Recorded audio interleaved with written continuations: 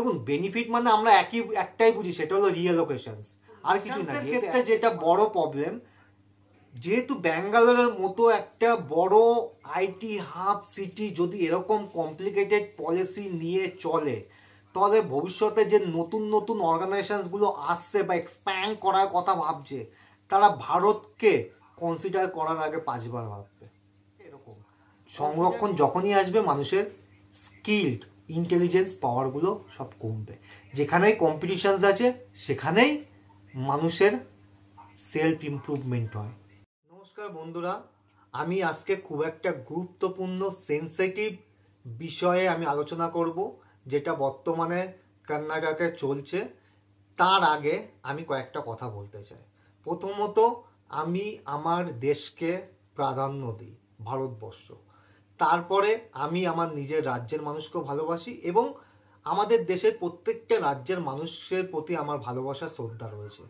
যেমন আমি ওয়েস্ট বেঙ্গল থেকে বিলংস করি, তার জন্য ওয়েস্ট বেঙ্গল হলো আমার প্রাইমারি হাউস, এবং আমি চাকরি সূত্রে আমি ব্যাঙ্গালোর বর্তমানে রয়েছি, তার জন্য ব্যাঙ্গালোর হলো আমার দ্বিতীয় বাড়ি।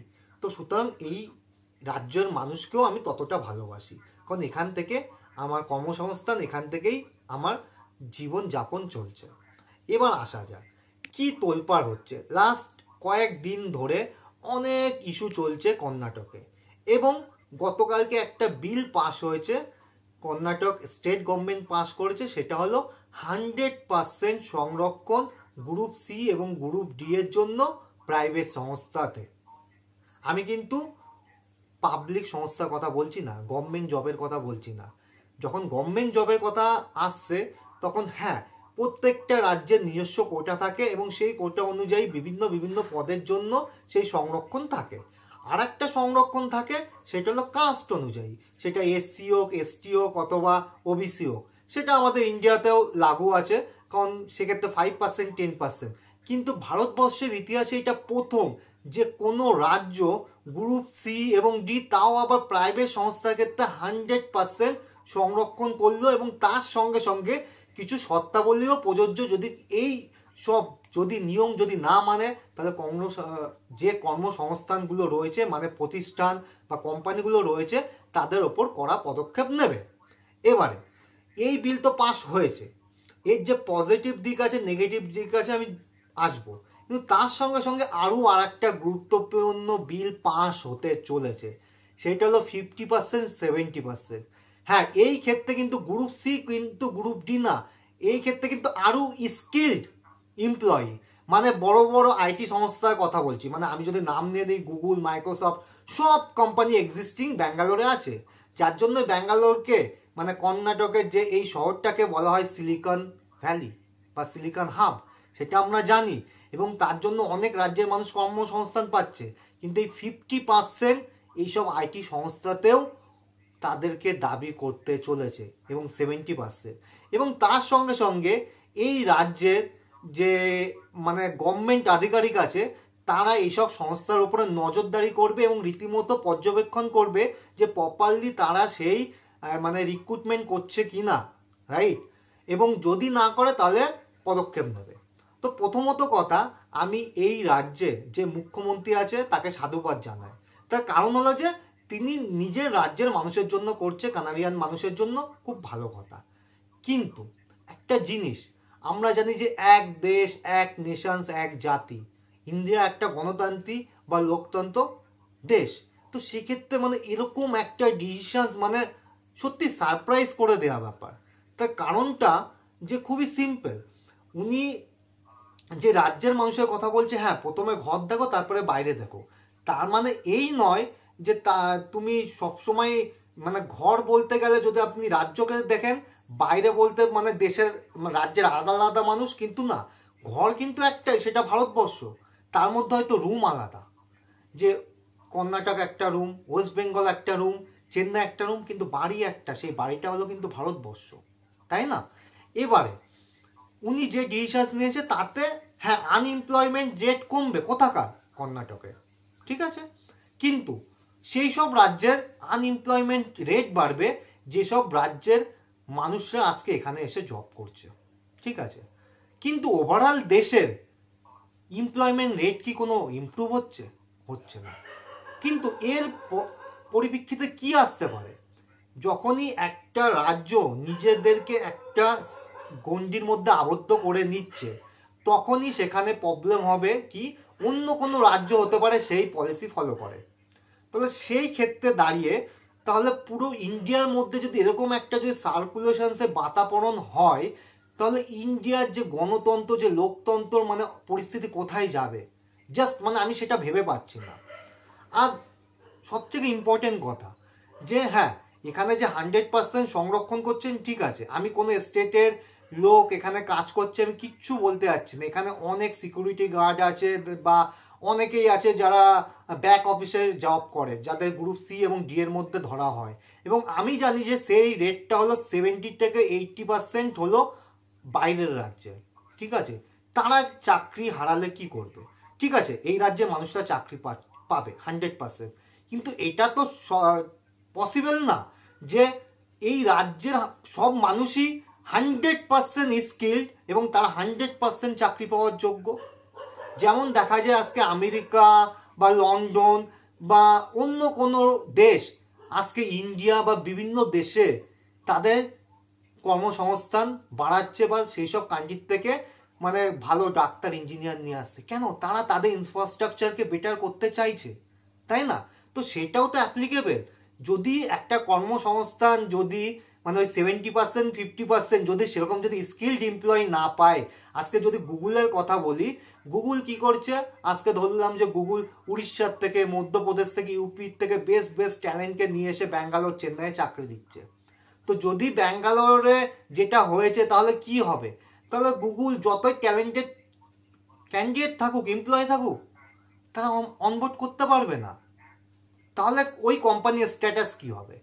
তো হ্যাঁ, মানে এই রাজ্যের মানুষের পক্ষে ভালো, কিন্তু ইনডাইরেক্ট প্রবলেম যেটা আমি বললাম যে একটা পুরো ইন্ডিয়ার মানচিত্রের মধ্যে একটা রাজ্য রাজ্য ব্যাপার, নিজের রাজ্যের মানুষদের মানে ধরে নিলাম যে একটা 51 পরিবার, সেখানে 4 জন ফ্যামিলি থাকে, তো প্রত্যেকে একটা করে রুমে থাকে।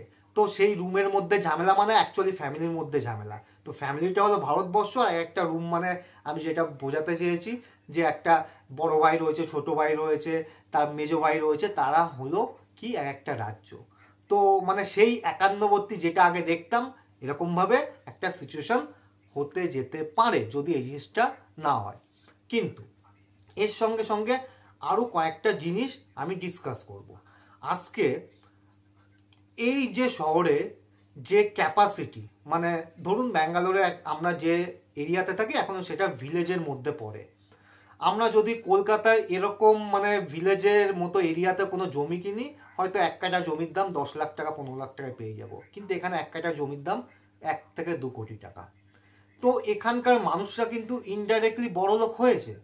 তার কারণ হলো যে তারা সেই প্রপার দামে সেই জমিটা বেচতে পেরেছে, কারণ বাইরের থেকে এত মানুষ এসছে যে একটা ফ্ল্যাট মানে একটা 2 কাঠাতে 6 তলা ফ্ল্যাট হচ্ছে, সেখানে 10খানা ফ্যামিলি রয়েছে। তো বাইরের ফ্যামিলি ভাড়া নিচ্ছে, বাইরের রাজ্যের থেকে লোক আসছে, সুতরাং এই রাজ্যের যে কি বলবো যে অর্থনৈতিক সেটাও কিন্তু ইমপ্রুভ হচ্ছে। তার কারণ হচ্ছে বাইরের মানুষ যত আসছে তত জমির চাহিদা বাড়ছে, তত ইনফ্রাস্ট্রাকচারের চাহিদা বাড়ছে, তত কি হচ্ছে, তত সেক্ষেত্রে লোকাল মানুষরাও বিজনেস করতে পারছে। সেই ক্ষেত্রে কি কলকাতায় কি একটা ফ্ল্যাটের দাম কি 1 কোটি 2 কোটি টাকা, মানে একটা 1 BHK 2 BHK ফ্ল্যাট? না, এখনো আপনি 40-50 লাখ টাকায় সেক্টর 5-এ ফ্ল্যাট পেয়ে যাবেন 1 BHK 2 BHK। তার কারণ হলো যে এলাকার যা রাজ্যের যেসব মানুষ যারা চাকরি পাবে, তাদের যারা নিয়ারেস্ট বাড়ি তারা নিয়ারেস্ট কাছাকাছি জায়গায় জমি কিনে বাড়ি করে সেটেল হবে। বাইরের মানুষের যে চাপ, এই যে প্রেশার, তো সেই ক্ষেত্রে কি সেক্ষেত্রে মানে এখানকার যতটা পপুলেশন হওয়া উচিত নিজেদের মানুষদের, তার থেকে অনেক বেশি। হ্যাঁ, তার জন্য এত ট্রাফিক, হয়তো নিজেদের রাজ্যের মানুষ থাকলে অত ট্রাফিক হবে না, কিন্তু সেই ক্ষেত্রে এত মানুষ রয়েছে বলে ট্রাফিক রয়েছে, কিন্তু তার সাথে সাথে হ্যাঁ পরিবেশ ডিস্ট্রয় হচ্ছে, কিন্তু এখানকার মানুষদের ইনডাইরেক্ট অনেক ইনকাম আছে, শুধু মানুষদের না গভর্নমেন্টের। আজকে আমি একটা কথা বলছি, ধরুন যে অ্যালকোহলিস্ট, ঠিক আছে, যে হয়তো স্মোক করেন, এখানকে স্টেট গভর্নমেন্টকে ইনডাইরেক্টলি সে ট্যাক্স পে করছে। তারপরে যে গাড়িটা চালাচ্ছে, পেট্রোল কিনছে, পেট্রোলের কিছুটা টাকাও স্টেট গভর্নমেন্টের ক্ষেত্রে যায়। তারপরে এই যে বাড়িটাতে ধরুন ভাড়া রয়েছি, এটা এখানকারই রাজ্যের এক বাসিন্দার এই ফ্ল্যাটটা, উনি যে ভাড়াটা পাচ্ছে সেখান থেকে কিন্তু তার ইনকাম হচ্ছে। কিন্তু যখনই ইনসাইড রাজ্যে থাকবে তখন জিনিসটা কি হবে, তখন কিন্তু লোকে এই 1 BHK ফ্ল্যাটের জন্য 20,000 টাকা ভাড়া দেবে না, তখন 10,000 টাকা 12,000 টাকা দেবে। তো ইনডাইরেক্টলি যেটা ভাবছে তার একটা কিন্তু এফেক্ট আছে। বড় এফেক্ট হলো দেশের বিভিন্ন বিভিন্ন রাজ্যের মধ্যে একটা অন্য ধরনের মেন্টালিটি ক্রিয়েট হবে, ঠিক আছে।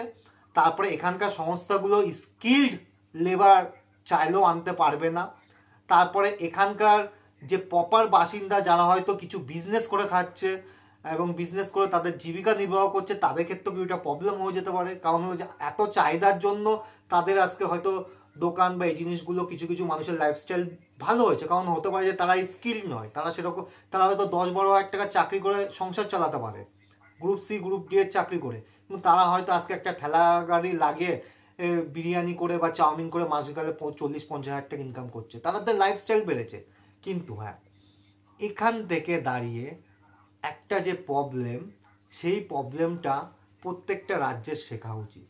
সেটা হলো চেন্নাই, হায়দ্রাবাদ, পুনে, গুড়গাঁও সব জায়গায় আইটি কোম্পানি আছে, ব্যাঙ্গালোরের মতো এত আইটি হাব নেই, এটা অস্বীকার করা যাবে না।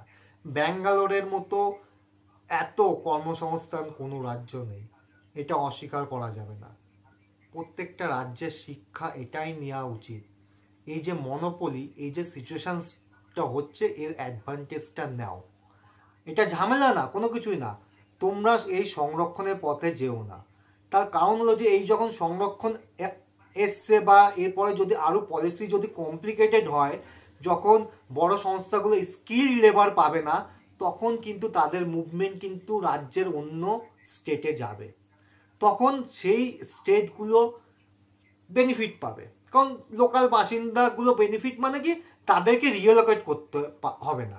দেখুন, বেনিফিট মানে আমরা একটাই বুঝি, সেটা হলো রিয়েলোকেশনস, আর কিছুই না। যেহেতু এক দেশে বাস করি, আমি কিন্তু অন্য কিছু বেনিফিট বুঝি না। আমি বুঝি যে আমি যদি বাড়ির থেকে, নিজের বাড়ির থেকে বাবা মার সঙ্গে থেকে যদি খেয়ে যদি অফিস যেতে পারি, সেটা আমার কাছ থেকে সব থেকে বড় সুখের, ঠিক আছে। সেই জিনিসটা হচ্ছে না বলে আমাকে বাইরে আসতে হচ্ছে, এটাই আমার অসুবিধা। তাছাড়া কিন্তু আর কোনো অসুবিধা, কারণ আমি ভারতবর্ষে রয়েছি, সেই একটা প্রবলেম। এবং সেই অপরচুনিটিটাকে আমাদের প্রত্যেকটা রাজ্য দেখা উচিত। কিন্তু আর একটা ইনডাইরেক্ট প্রবলেম আছে, সেটা কিন্তু নেশানসের ক্ষেত্রে। তো নেশানসের ক্ষেত্রে যেটা বড় প্রবলেম, যেহেতু ব্যাঙ্গালোরের মতো একটা বড় আইটি হাব সিটি যদি এরকম কমপ্লিকেটেড পলিসি নিয়ে চলে, তাহলে ভবিষ্যতে যে নতুন নতুন অর্গানাইজেশনসগুলো আসছে বা এক্সপ্যান্ড করার কথা ভাবছে, তারা ভারতকে কনসিডার করার আগে 5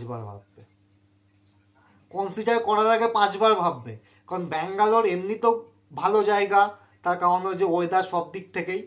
তারপরেও জিনিসটা কি, যদি এরকম কমপ্লিকেশনস আসে যে আচ্ছা ব্যাঙ্গালোরের মতো স্টেটে যদি এরকম, যদি মানে শহরে যদি এরকম হয়, কর্ণাটকের মতো স্টেটে যদি এরকম হয়, তাহলে ভারতবর্ষে অন্য স্টেটে কখন কি প্রবলেম হবে কে জানে। তো তার মানে indirectly it will be impacted in India. আর ইন্ডিয়াতে যখন ইম্প্যাক্ট করবে, সেটা ওয়েস্ট বেঙ্গল হোক, ব্যাঙ্গালোর হোক, উড়িষ্যা হোক, চেন্নাই হোক, হায়দ্রাবাদ হোক, কেউ বাঁচবে না। ইন্ডিয়ার প্রত্যেকটা স্কিল্ড লেবারই সেই প্রবলেম ফেস করবে। যাই হোক, আমার বক্তব্য খুবই সিম্পল ছিল, আপনাদেরকে তুলে ধরা যে সংরক্ষণ কখনোই মানুষকে হেল্প করতে পারে না, তা বরং হেল্প করে কি, মানুষকে প্রপারলি শিক্ষা দেওয়া। হ্যাঁ, হতে পারে যে যারা এখানে জব করবে তাদেরকে ম্যান্ডেটারি 2-3 মাসের ট্রেনিং দেওয়া হবে, যে একটু কানাডা শেখো, যেন এলাকার মানুষদের সঙ্গে কথাবার্তা বলতে পারে, ঠিক আছে, লোকাল ল্যাঙ্গুয়েজে, দ্যাটস অলসো ফাইন। কিন্তু সংরক্ষণ এইসব জিনিস আলটিমেটলি কি করে না, মানুষকে মেন্টালি পঙ্গু করে। কারণ একটা জিনিস বলছি, যে আমার কাছে সোনার চামচ আছে ধরুন, তাহলে আমি কখনোই চাইবো না যে কষ্ট করে নিজের জন্য সোনার চামচ বানাতে, ঠিক আছে। আর আমি যদি, আমার কাছে যদি একটা লোহার চামচ থাকে, তাহলে আমি চাইবো যে আমি যেন একদিন সোনার চামচে ভাত খেতে পারি। তো ব্যাপারটা এরকম, সংরক্ষণ যখনই আসবে, মানুষের স্কিল্ড ইন্টেলিজেন্স পাওয়ারগুলো সব কমবে। যেখানেই কম্পিটিশানস আছে সেখানেই মানুষের সেলফ ইমপ্রুভমেন্ট হয়।